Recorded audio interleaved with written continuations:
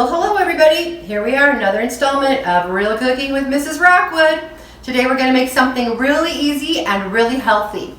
Because the last two recipes, let's face it, chocolate chip cookies and Aunt Inie's chocolate cake, they are delicious, but they probably aren't the healthiest. They're full of a lot of sugar. So this doesn't have a lot of sugar. And it's really yummy, and they are called peanut butter power balls. And my 97-year-old dad loves these, and my sister who lives near him in Washington makes them for him all the time. So we're just going to go ahead and get started. I have pre-measured out all of my ingredients to save time, but I will tell you as I'm putting it in how much I'm using, and then I will also post the recipe. When I email you the video, I'll post the recipe as well. So you'll have it, and this is something that you as a fourth grader could make all by yourself. You wouldn't need your parents' help at all. And so that's one of the reasons I wanted to do it, because I thought it would be fun for you to do something by yourself, and you can make it for your family, and they are going to love it. Everybody who has these loves them. They're so yummy. So peanut butter power balls, here we go. The first ingredient is 1 cup of oatmeal. Again, we're doubling, so we've got 2 cups of oatmeal right here, and I'm just going to dump this right into my bowl. Then the next ingredient is crunchy peanut butter.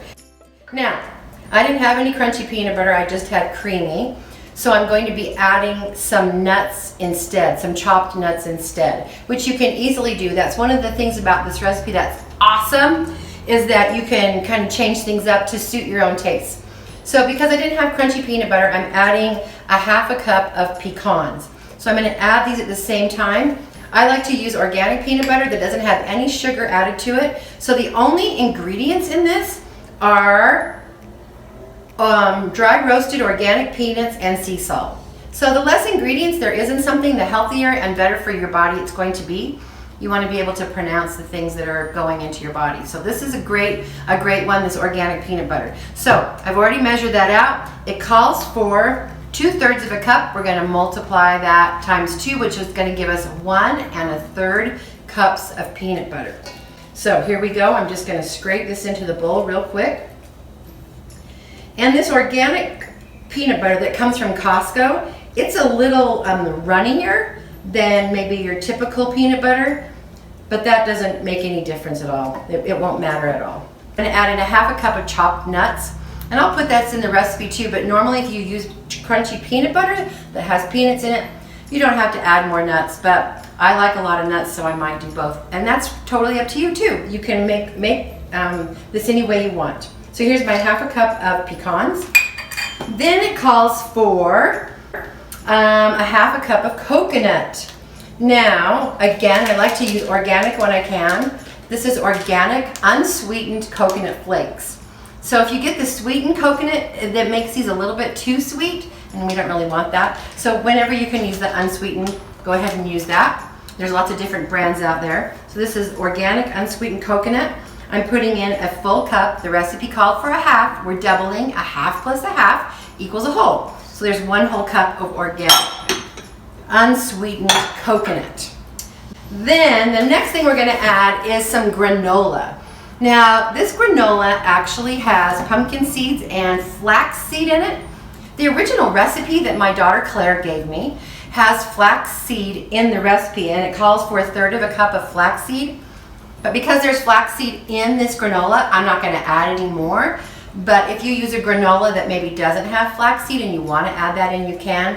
Or you can leave the flaxseed out completely. Some people don't even like flaxseed, or they don't want to go buy it. It's not something that maybe your family has. So it'll say that in the recipe, but not to worry if you don't have it, just leave it out. So we are putting in 1/3 cup of crushed granola. I'm doubling, so this is actually 2/3 cup of crushed granola with the little pumpkin seeds and flaxseed. And again, I went with an organic brand that just doesn't have a lot of added sugars and other things to it that make this a really healthy snack. You're gonna love it. All right, now we have to have a little bit of chocolate because I love chocolate. And I'm using these little bitty teeny tiny chocolate chips. They're really, really, really small. They're called the minis. And it calls for How much? A half a cup of chocolate chips. I'm adding in a full cup. So here we go. We'll add that in. Easy, easy. And then the last two things we're going to add in is a little bit of honey and a little bit of vanilla. And I've talked about vanilla before, and you know how much I love vanilla. So we're going to put a little of that in. So it calls for 1/3 of a cup of honey. Because we're doubling it, it's 2/3 of a cup of honey. And it's already been measured, so I'm just going to put this right in. This helps to bind it together, and it gives it a really yummy, organic kind of a sweetness. So there we go, there's our honey. And then the last thing we're going to add is vanilla. It calls for 1 teaspoon, but because I love vanilla, I'm putting in 2. So 2 teaspoons of vanilla.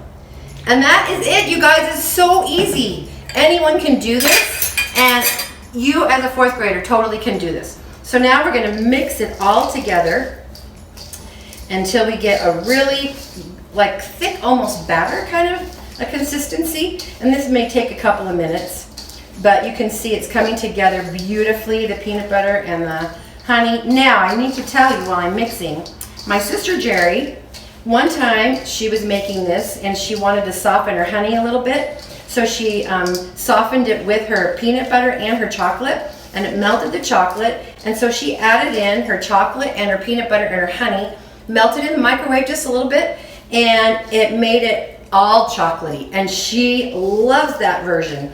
And I like it too, but today I'm just going to go ahead with the original recipe.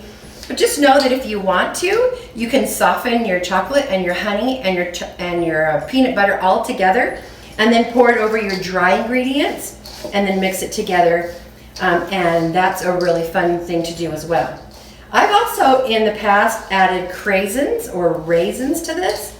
You could do that. You can add any kind of nut you like pecans, which I added today, or peanuts, or macadamia nuts, or walnuts are really good too.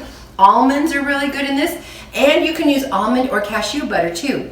So if you don't like peanut butter, or you have a peanut butter allergy, a peanut allergy, you can use other nuts as well, other nut butters, which I love. I love cashew butter and I love almond butter. So I think we're just about all mixed. And if you wanted to, you could get in there with your hands and really mix it too. That's kind of fun. Kids like to do that. But you can see everything's incorporated and spread evenly throughout the batter, and we are ready to make these into our peanut butter power balls. That's really it. It's just so easy and quick and fast. All right, so I like to use, when I do this, a little cookie scoop like this, because then all of your balls are exactly the same size and they come out looking super perfect, and it's really easy. Now, if you don't have one of these, not to worry, you can just put some of this into your hand and kind of mush it into a ball like that. It's really, really sticky, trust me.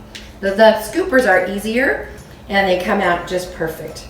So I just put it in there, scoop it onto the plate or this little cookie sheet. Then I'm actually going to stick these in the not the microwave, that'd be bad.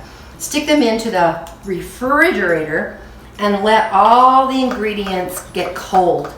And then these will not be as sticky and they won't fall apart. And I actually keep mine stored in the refrigerator all the time. And I just keep them in like a Tupperware with a nice airtight lid. It keeps them fresh. They'll stay fresh for easily like a week or so. And that's really all there is to it. My family loves these. They are healthy. They're a great little snack that you can make all by yourself. I think we talked about that on Monday, about cooking something for your family. This would be a really fun thing for you to try. Especially if you don't do much in the kitchen and you're kind of afraid of all the kitchen is, and cooking maybe scares you just a little bit. This is a great thing to start with. All right, so here we are. We're all done.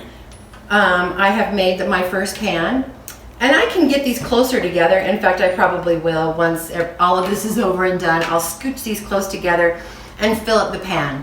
The original recipe makes about 20 power balls, but I doubled it, so I'm going to have 40. And this is a really fun thing to give away. You can put it in a little Ziploc bag and take it to a friend or to a grandma or someone that you think might need a little treat. This is a really great thing to take because everyone loves them, and they really are so easy to make. You guys are just going to love them. I hope you try it, and if you do, please let me know because I want to know all about it. Take care. Bye-bye.